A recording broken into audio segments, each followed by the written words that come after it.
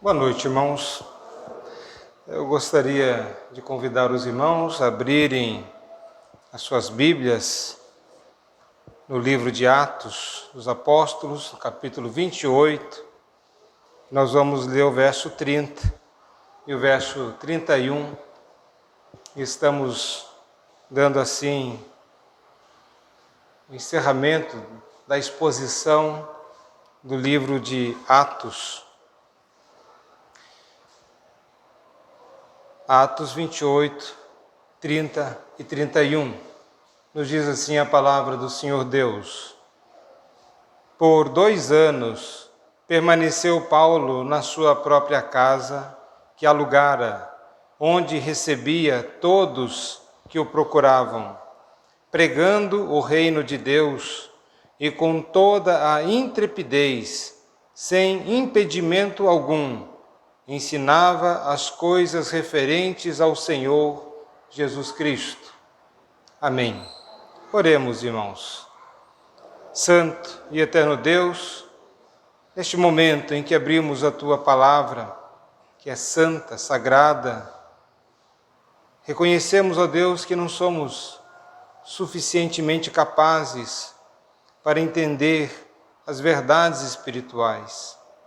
Por isso, pedimos que o Teu Espírito Santo venha abrir os olhos do nosso entendimento para compreendermos as Tuas verdades, para que por meio dela, nós, Teu povo, sejamos edificados e fortalecidos e nós também possamos ser habilitados a viver de um modo digno da vocação a que nós fomos chamados.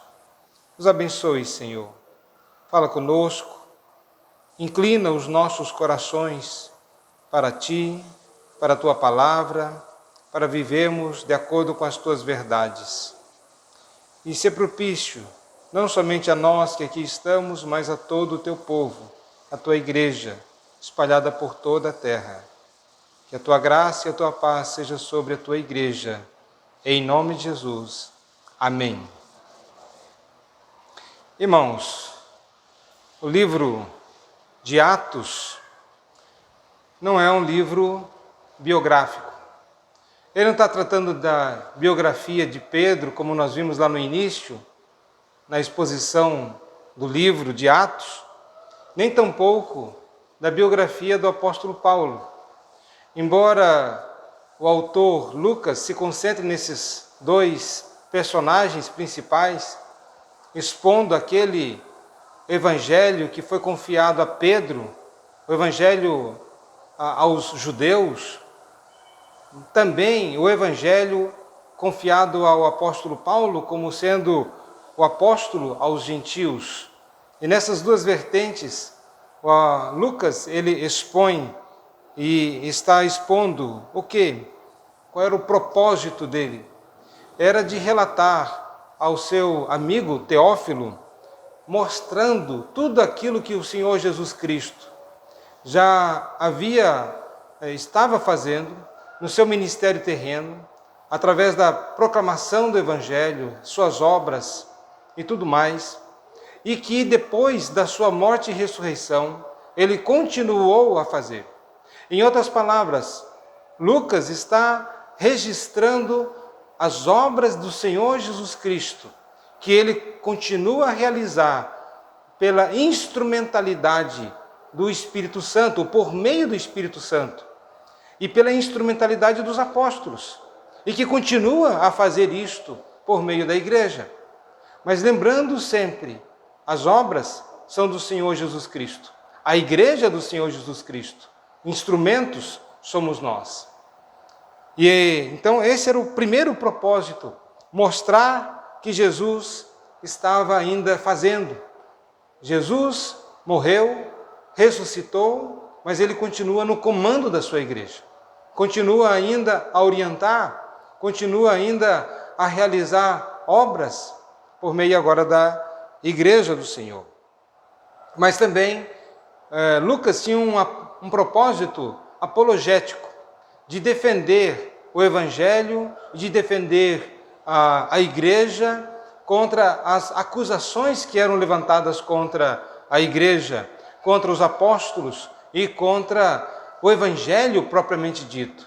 Portanto, era de fazer essa defesa quando se colocava de que os cristãos eram pessoas que estavam perturbando o mundo, que eram rebeldes contra as autoridades, que se opunham ao Império Romano, e por isso ele tem esse propósito de falar a Teófilo, dizendo: perceba que nessas narrativas, nos acontecimentos, nos fatos que ele vai demonstrando, não é a igreja, não são os apóstolos, nem é o evangelho, uma subversão para trazer uma reforma, trazer uma mudança, trazer uma rebelião na sociedade. A igreja não tem este propósito. Pelo contrário, ele vai demonstrar, portanto, de que, em defesa do evangelho, as acusações de que são rebeldes, anti-império, contra o Império Romano ou contra autoridades, isto não se sustentava pelas narrativas, pelo histórico, aquilo que dava para ver. Pelo contrário, quem sempre trazia conturbações eram aqueles que acusavam os cristãos, que faziam e promoviam sedições, que promoviam balbúrdia, rebeliões, quando acusava os cristãos. E Lucas tem o propósito. É claro que quando falo Lucas, lembrando que toda a Escritura foi inspirada pelo Espírito Santo. Portanto, aqui é o próprio Senhor Deus, por intermédio de Lucas, registrando essas verdades e tendo esses propósitos. Também tem um propósito missiológico, de demonstrar como a igreja cresce. Hoje nós vemos muito sobre crescimento de igreja. Ouvimos falar muito sobre como fazer uma igreja crescer. Mas devemos lembrar que pode haver um crescimento artificial. Pode ter um crescimento de igreja. E como nós temos visto, depende do que você prega. É possível fazer uma igreja crescer com base num evangelho falsificado. Num evangelho que oferece tudo e que não exige nada. Numa fé fácil e fraca, onde o caminho muito mais se assemelha a uma porta larga e um caminho espaçoso do que aquilo que o Senhor Jesus Cristo disse, que a porta é estreita e o caminho é apertado. É fácil fazer a igreja crescer quando você dá para as pessoas exatamente aquilo que elas querem ouvir. A igreja vai crescer, não há dúvida nenhuma. Quando a igreja promete coisas que ela é incapaz de dar, mas que desperta nas pessoas o interesse, o desejo, ou talvez uma falsa esperança. Como, por exemplo, através do Evangelho da Prosperidade, da teologia da prosperidade, aonde diz: venha e você vai prosperar. Quem não quer prosperar numa sociedade materialista? Todos querem.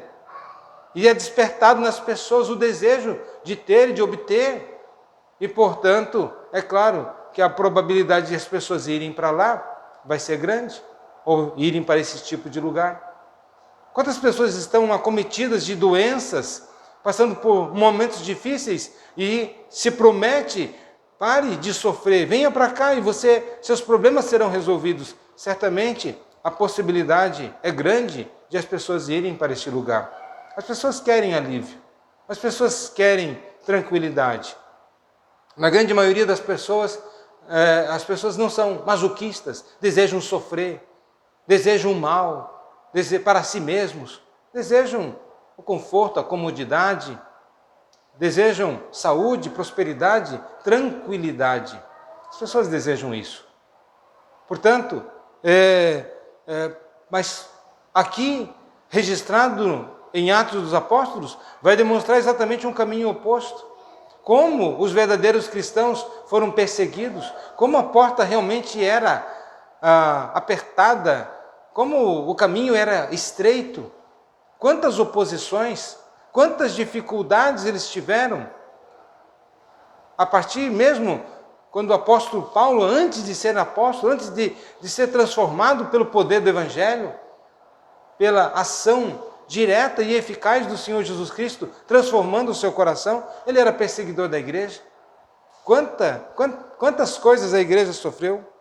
Mas aqui o propósito missiológico não é o de anunciar técnicas de crescimento de igreja, dando para as pessoas aquilo que elas querem ouvir, mas é aquilo que a palavra de Deus preceitua, que o Evangelho é o poder de Deus para a salvação e que requer que a igreja pregue a palavra, inste, quer em tempo oportuno ou não, porque não há um outro meio de salvação que não seja por meio da pregação do Evangelho. Não há fé na ignorância, não há salvação sem o conhecimento salvífico de Deus. E lembrando também que o Deus desse século, ele não cegou os sentimentos das pessoas, mas o Deus desse século cegou o entendimento das pessoas. As pessoas não entendem. Meu povo perece por falta de conhecimento, por falta de entendimento. Essa é a razão porque o povo de Deus, e o próprio povo de Deus, muitas vezes perece, quanto mais o ímpio, quanto mais aquele que está destituído da graça de Deus, perece por falta de conhecimento. E se há uma coisa que nós devemos entender, que nesse processo missiológico em que o Evangelho vai transformando vidas, o Senhor Jesus Cristo já havia dito: ide, pregai o Evangelho. Pregai o Evangelho. E em segundo lugar, ensinando-os a guardar todas as coisas que vos tenho ordenado. A pregação e o ensino da palavra. Esses são os instrumentos, o modus operandi de Deus, que Deus estabeleceu para o avanço da igreja. Não é entretenimento, não é dar aquilo que o pecador quer ouvir, mas aquilo que o pecador precisa, necessita ouvir. Portanto, vai demonstrando em todo o livro de Atos o modus operandi de Deus, pregando por meio da pregação, pessoas sendo transformadas, igrejas surgindo em comunidades, em cidades, e depois igrejas sendo organizadas, Deus chamando homens para serem instrutores da palavra, como nos diz Efésios, que Ele mesmo concedeu uns para apóstolos, mas também concedeu uns para profetas, evangelistas, pastores, mestres, para que a igreja seja aperfeiçoada, mas não somente a igreja seja aperfeiçoada, para que pecadores sejam salvos. Esse é o meio, não há o que inventar. Nós não podemos estabelecer um outro fundamento. Quando diz, vamos pintar a igreja para atrair gente, vamos fazer isso, vamos fazer aquilo, vamos fazer show, vamos fazer... Essas são metodologias humanas. E eu digo, vai atrair pessoas? Claro que vai. Vai atrair pessoas. Mas a questão é, elas estarão sendo atraídas pelo verdadeiro evangelho ou pelo entretenimento?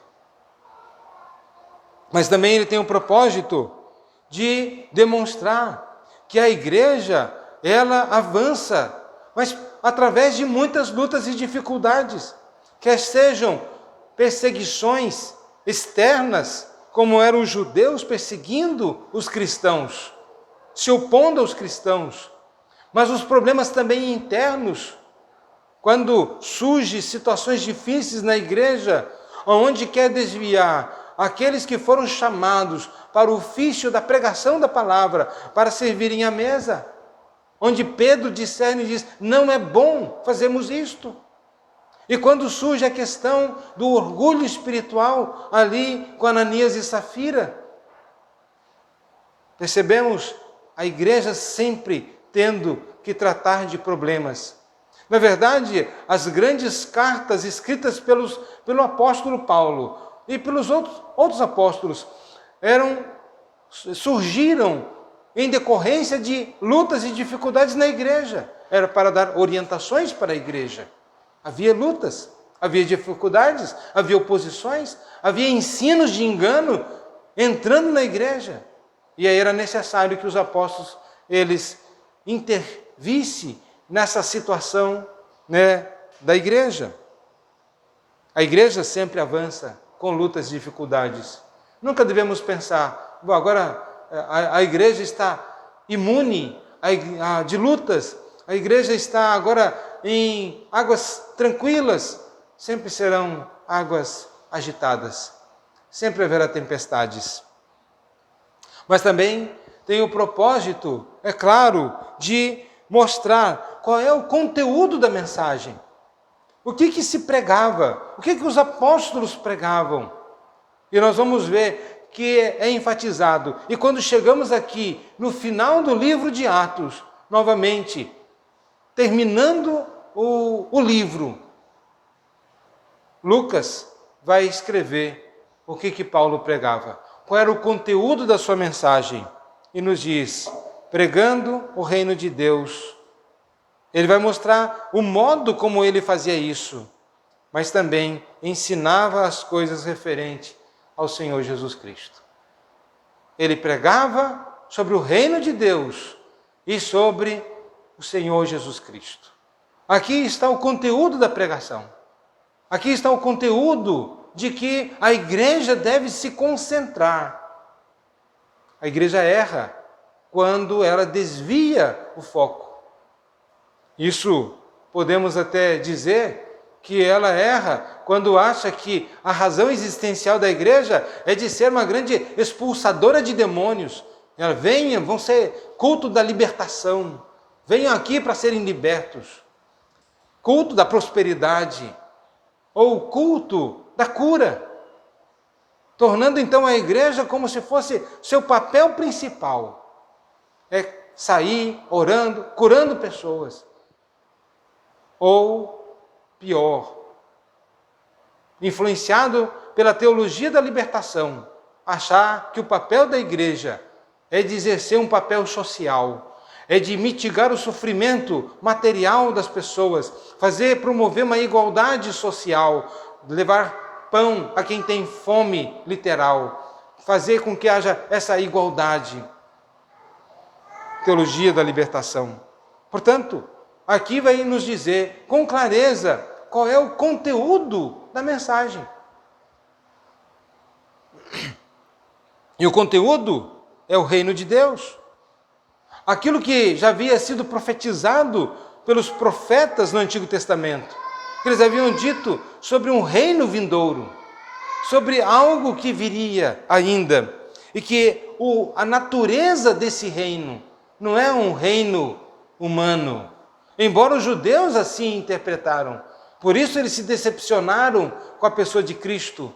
Porque eles pensavam que viria um rei, que governaria, que estabeleceria um reinado, duradouro inclusive, mas que destruiria os seus inimigos, os outros povos ali, e estabelecia a nação de Israel. Mas o reino de Deus é de uma natureza diferente, é espiritual e não carnal, material, visível. E os cidadãos desse reino têm um caráter diferenciado, pautado pela lei de Deus, os 10 mandamentos. Ali vai demonstrar qual é o caráter do próprio Deus, a santidade de Deus, e os dos filhos de Deus devem se assemelhar, ainda que não sejamos perfeitos. Falhamos, mas ali está o padrão pela qual nós devemos viver, que devemos ansiar, desejar. Portanto, aqui nós vemos o propósito do livro de Atos. Era de estabelecer algumas verdades, através da experiência prática, da vida e do ministério dos apóstolos. E como Deus estava usando os apóstolos, como o próprio Senhor Jesus Cristo estava usando como instrumentos para a expansão do reino. Mas algumas coisas ficam sem respostas. Chegamos ao final do livro e a pergunta que nós podemos fazer: e Paulo? Paulo lhe testemunhou diante de César? Na época era o imperador Nero. Ele testemunhou, afinal de contas, diante do imperador? O texto não diz. Lucas não se preocupa em falar se ele testemunhou, mas é óbvio que nós entendemos de que Deus havia feito uma promessa e que Deus havia dito que ele compareceria diante de César e para servir de testemunho. Então entendemos e podemos compreender que o Deus que não falha, que o Deus que cumpre as suas promessas, certamente cumpriu também esta promessa. Não há um relato, mas isso para entender que há muitas coisas que não estão relatadas, mas que o Senhor Deus é o Senhor da história. Deus não precisa registrar todas as coisas para dizer que tem o comando sobre tudo e sobre todos. Mas Deus, Ele é o Senhor, nada foge do seu controle. Todas as coisas estão acontecendo de acordo com os desígnios do Senhor, apesar de todas as lutas e de todas as dificuldades. Mas Paulo chegou lá e certamente ele testemunhou do Evangelho da Graça, serviu como testemunho do Evangelho diante de César. Mas também uma outra pergunta que não é respondida, chegamos ao final do texto e nós não sabemos o que aconteceu a Paulo depois disto. Não nos fala o que aconteceu. Finalmente ele foi liberto? Ele foi morto? Qual foi o final da vida do apóstolo Paulo? Não há um registro.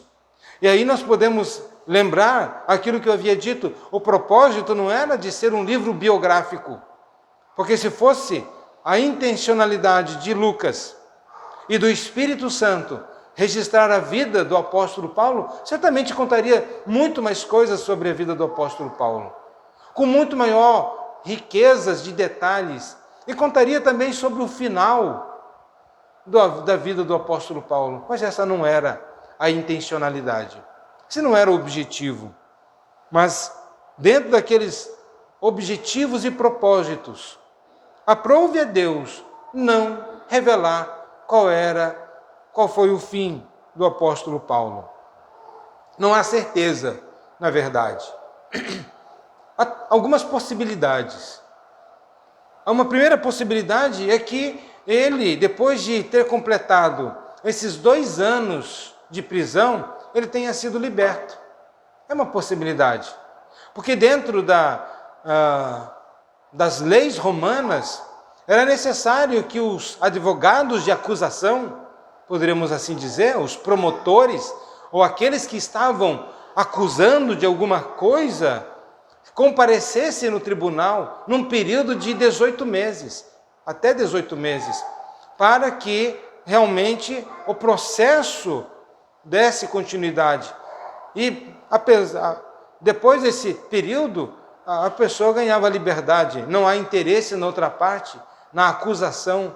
Não se pode condenar ninguém sem a presença, inclusive, do acusador, ou de um representante, de um procurador, de um advogado que representasse a parte ofendida. Era necessário.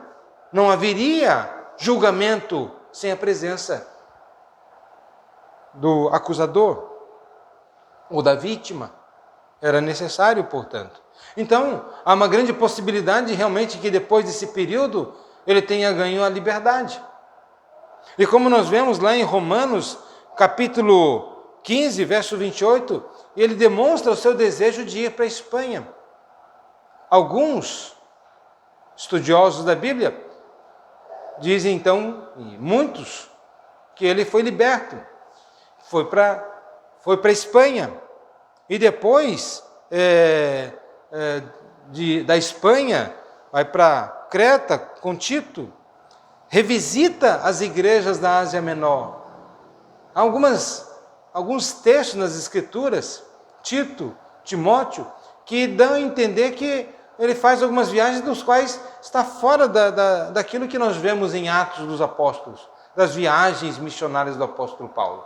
É possível, portanto, que ele tenha feito outras viagens agora não registradas? É possível, mas não sabemos ao certo.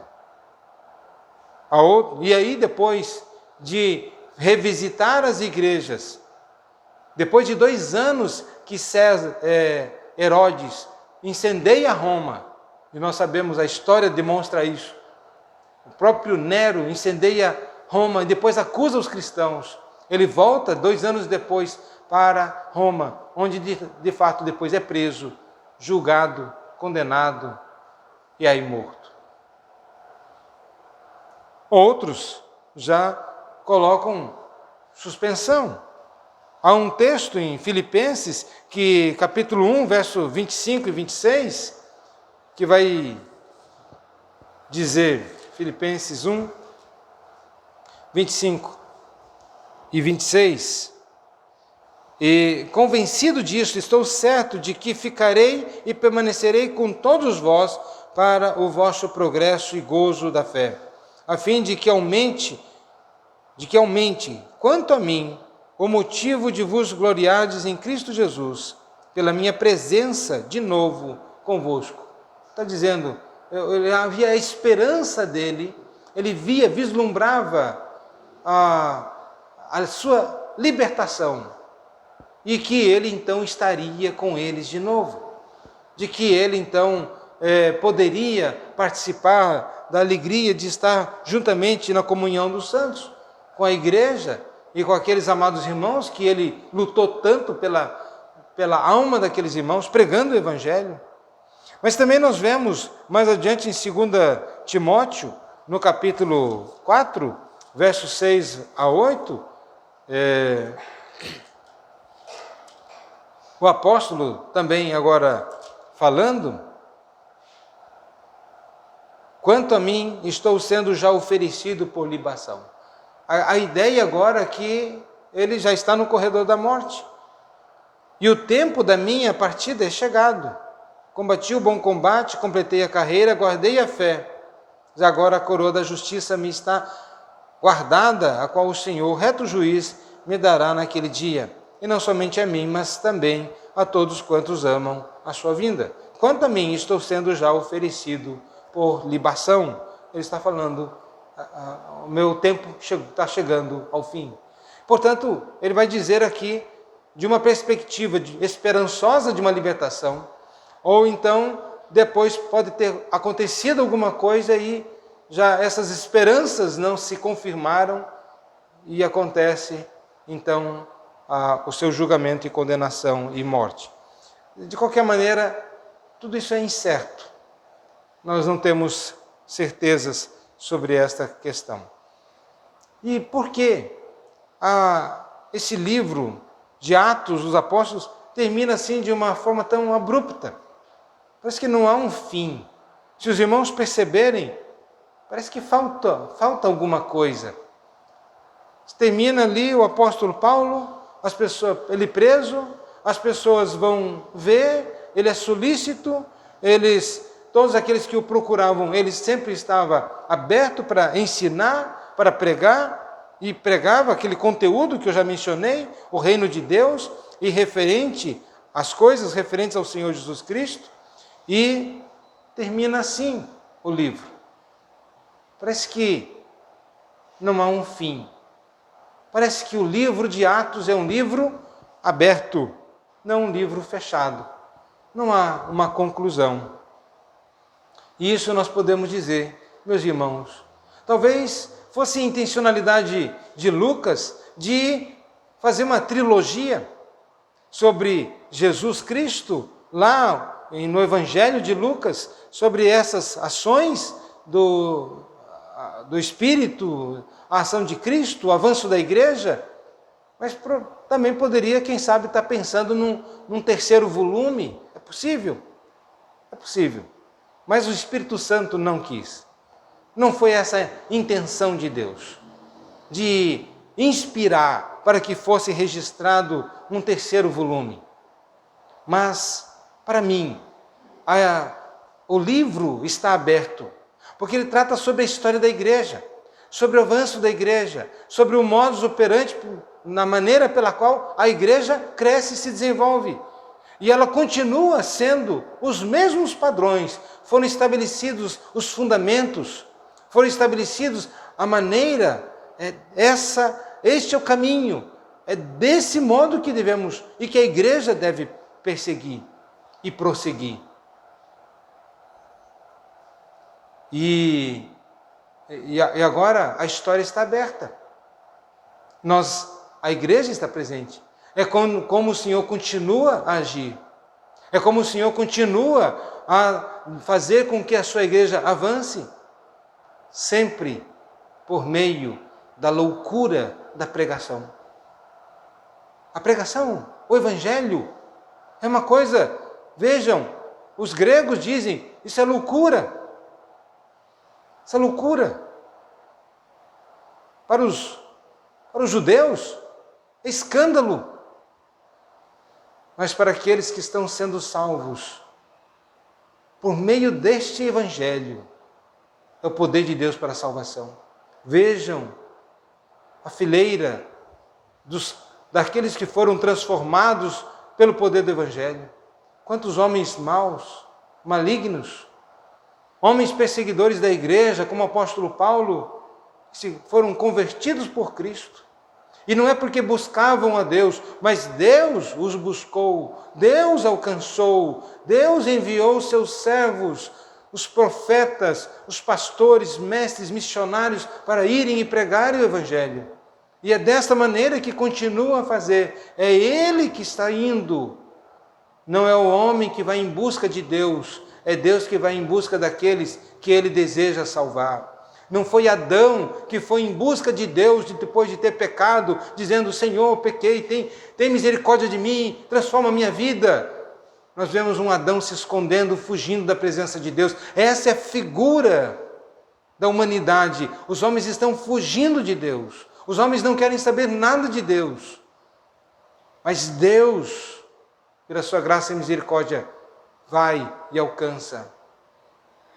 E quando ouvem o evangelho e Deus deseja salvar, Ele abre o entendimento e essa pessoa será salva. Parece ser uma loucura. Ela chega à compreensão de que ela é pecadora e precisa de um Salvador. Mas quantos têm ouvido o mesmo evangelho e o coração continua o mesmo? É porque Deus não operou por meio da instrumentalidade, porque não é só o instrumento que salva, mas é o Espírito que faz isto. Não é o bisturi que opera, mas é o cirurgião que, usando os instrumentos, faz a incisão, retira o que tem que ser tirado, faz a sutura, tirando aquele tumor que está matando o paciente. Não são os instrumentos que fazem isto, mas é o cirurgião. A pregação, o evangelho, a palavra são instrumentos, os próprios ministros são instrumentos. E se o Espírito Santo aprouver o Espírito, transformar as vidas e os corações, assim Ele fará. Se Ele não operar, será aqueles que vão ouvir e nunca vão se converter. O coração nunca será mudado. Mas nós também percebemos o que ele fazia. O apóstolo Paulo, como já mencionei, ele pregava e ensinava. Pregava e ensinava. Qual é a função primordial da igreja? Se nós não soubermos responder a esta questão, corremos o risco de errar. Qual é a razão da existência da igreja? De entreter, de ser uma agência filantropa, de estar ajudando as pessoas, de estar suavizando aqueles que estão passando por necessidades materiais. A Bíblia dá uma definição, lá em 1 Timóteo 3,15, quando diz que a igreja ela é coluna e baluarte da verdade. A igreja ela sustenta a verdade, ela prega a verdade. Essa é a razão da existência da igreja. Uma igreja que não prega mais a verdade, ela perdeu a sua razão existencial. E não importa o quantas pessoas estejam lá dentro, não importa que agrade as pessoas, não importa que seja cheio de pessoas, se a igreja não prega o evangelho, se ela não é coluna e baluarte da verdade, ela é uma sinagoga de Satanás, enganando as pessoas, porque ela não está fazendo o seu papel e usando o único instrumento capaz de salvar pessoas, que é a pregação do evangelho. Está conduzindo pessoas descansadamente para o inferno, dizendo: estou bem, estou na igreja, tenho ouvido alguma coisa, mas está perdido, terrivelmente perdido. E como mencionei, o conteúdo era o reino de Deus e acerca de Jesus Cristo, a morte, a encarnação do Verbo. Hoje falamos, se nós não entendemos que Jesus, o Deus Todo-Poderoso, se encarnou, se nós dissermos que não acreditamos que o Deus se fez carne, nós não temos um Salvador. Porque era necessário que um homem morresse pelo pecador. O sangue de animais não poderia purificar os pecadores. Anjos não poderiam salvar pecadores. Era necessário que fosse um homem. A negação da encarnação do Verbo é a negação também de que tem um Salvador. Mas em segundo lugar, e vimos hoje, também a negação da divindade de Cristo. Se Jesus não é Deus, Ele não pode fazer mediação por nós. Ele não pode se apresentar na presença do Deus Todo-Poderoso, daquele diante de quem os arcanjos colocam duas asas cobrindo o rosto, duas cobrindo os pés, duas voando. Eles não podem contemplar a glória do Deus Todo-Poderoso. Como só Deus pode comparecer diante de Deus. Só Cristo poderia fazer isto e fazer a expiação dos pecados com sangue puro, perfeito e imaculado, o seu próprio sangue. E ele poderia agora se apresentar diante de Deus. Se nega a encarnação do Verbo e se nega a divindade de Cristo. Tem uma religião que é um placebo, não tem efeito nenhum, não salva. Quem nega Cristo como Deus encarnado, a Bíblia vai dizer que isso procede do espírito do anticristo, de demônios. Portanto, Jesus, ele pregava acerca de Cristo, sua encarnação, seu ministério, as evidências de que de fato ele era quem dizia ser Deus. Nas vezes que ele foi adorado, se ele não fosse Deus, ele diria: por favor, não me adore. Ele aceitava a adoração.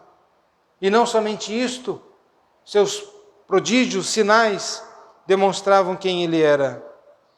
E Paulo mostra aqui, Lucas mostra também a maneira como Paulo fazia isto, com toda intrepidez. Intrepidez aponta um aspecto interno do pregador.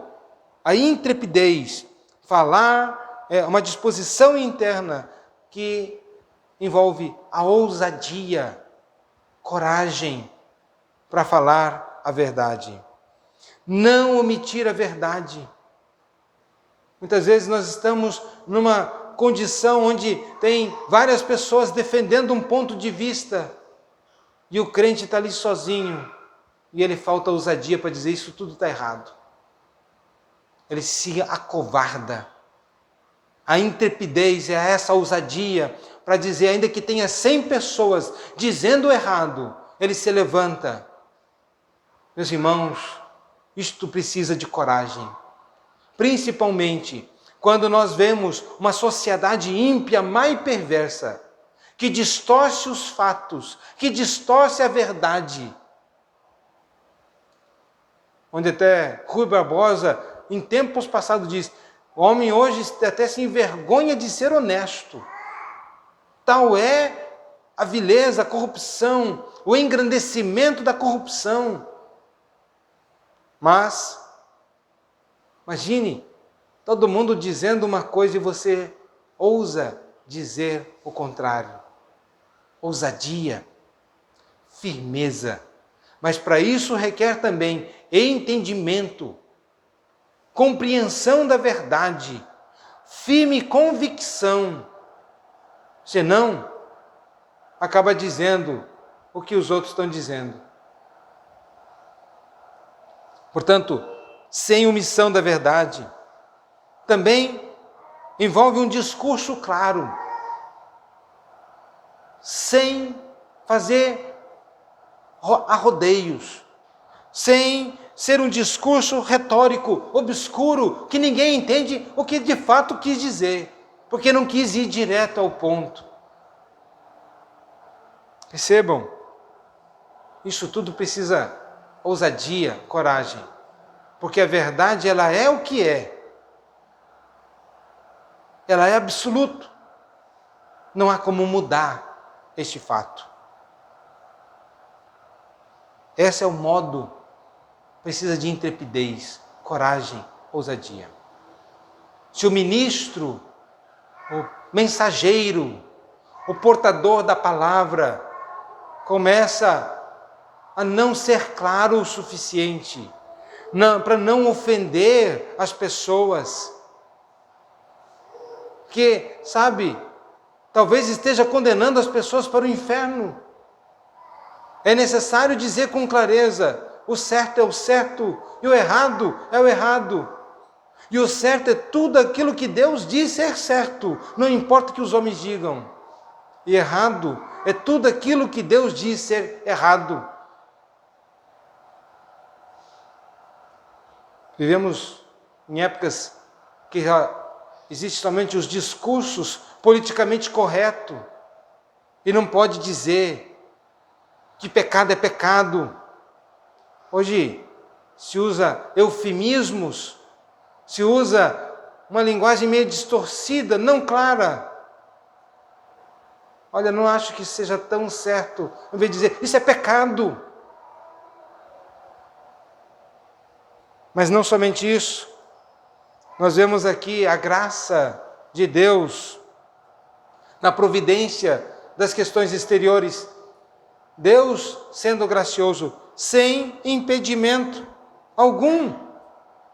Talvez Paulo pregou com maior liberdade quando preso, nesses 2 anos aqui em Roma. Imagine a influência do apóstolo Paulo. As pessoas iam para ouvi-lo. As pessoas estavam indo, Deus movia os corações, ali se tornou uma congregação, uma igreja, as pessoas iam. Paulo estava preso, ele não podia sair, a prisão era domiciliar.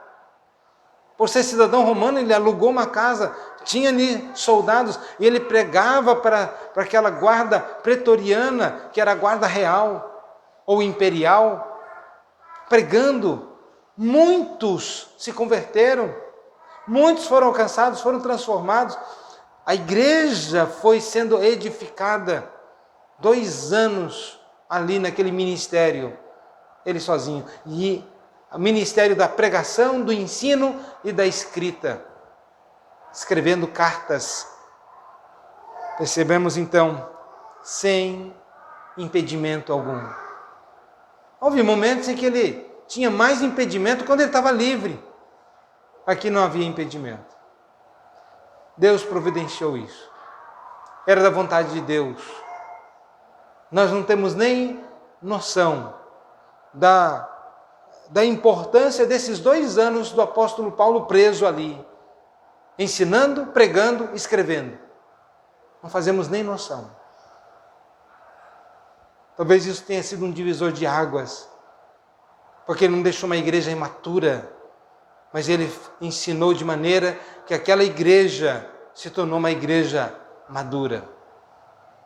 E a julgar por aquilo que ele falou num texto anterior que nós vimos, começou desde manhã até a tarde. Imaginou? Todo culto assim?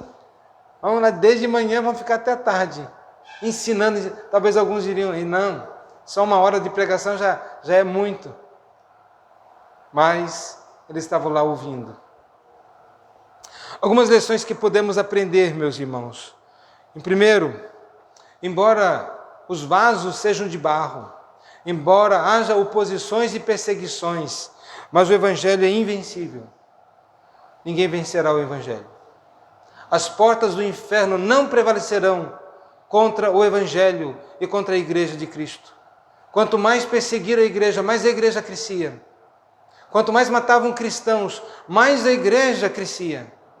Como alguns disseram, regados pelo sangue dos mártires, a igreja crescia. O Evangelho é imbatível, é invencível. Se tenta destruir o Evangelho, os seguidores de Cristo, na China, mas a igreja está lá. E uma igreja firme, não podem se reunir publicamente, mas a igreja está lá, fazendo seus efeitos transformadores em outras pessoas. Mas o preço é alto. Cristãos estão sendo presos, torturados e mortos. Mas o Evangelho avança. Matem os apóstolos, matem os cristãos, mas quanto mais matarem, mais surgirão, porque a igreja continuará. Porque o Senhor da igreja é Cristo.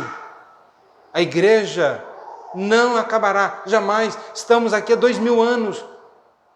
Se os irmãos estudarem um pouco da igreja, a história da igreja, lerem livros como os mártires, vão perceber quanto sacrifício, quanta morte nesses 2000 anos. Quanta! E a igreja continua. O Evangelho, portanto, é invencível. Paulo morreu, mas o Evangelho continuou. E aquelas sementes semeadas vão crescer e vão produzir. E aves chegarão nessas árvores, se abrigarão nas suas sombras. Os animais virão, mostrando que o Evangelho, de fato, é algo tremendo. Em segundo, a história não fechou, não encerrou. A história da igreja. E nós temos responsabilidade de avançar, de pregar o Evangelho. Meus irmãos, se há uma responsabilidade que Deus delegou a nós, como igreja, é pregar o Evangelho. Essa é a nossa responsabilidade. Se vai ter frutos, se vai ter oposições, se as cabeças vão rolar, isso não importa. A nossa missão é ir por todo mundo e pregar o Evangelho a toda criatura. E por fim, meus irmãos, a igreja de Cristo cresce, apesar das circunstâncias. A igreja de Cristo vai crescer e vai continuar. E Deus será honrado, Deus será glorificado por meio de pessoas que estão sendo alcançadas, transformadas e salvas. E que Deus nos dê a graça de cumprirmos a nossa tarefa como sal da terra, como luz do mundo, sendo diferentes e fazendo diferença na nossa geração. A começar nos nossos próprios lares, nas nossas casas, e indo além. Que Deus nos conceda graça, misericórdia, poder do alto, dê esse espírito de intrepidez, de ousadia, de não barganhar a verdade, mas falando sempre a verdade, custe o que custar. E que o Senhor Deus assim nos abençoe. Amém? Vamos orar ao Senhor Deus. Santo e eterno Deus, muito obrigado pelo privilégio que o Senhor nos concede de podermos meditar na Tua Palavra, que é tão rica, tão maravilhosa para nós, que nos ensina, que nos desafia. Ajuda-nos, ó Deus, a vivermos de um modo digno da vocação em que nós somos chamados como Igreja do Senhor. Que sejamos e tenhamos a compreensão clara da Igreja, o papel da Igreja, como coluna e baluarte da verdade. E que esse seja o nosso desejo maior, de estarmos na verdade, conhecermos a verdade, vivemos a verdade, proclamarmos a verdade. Assim nós oramos, ó Deus. Em nome de Jesus. Amém.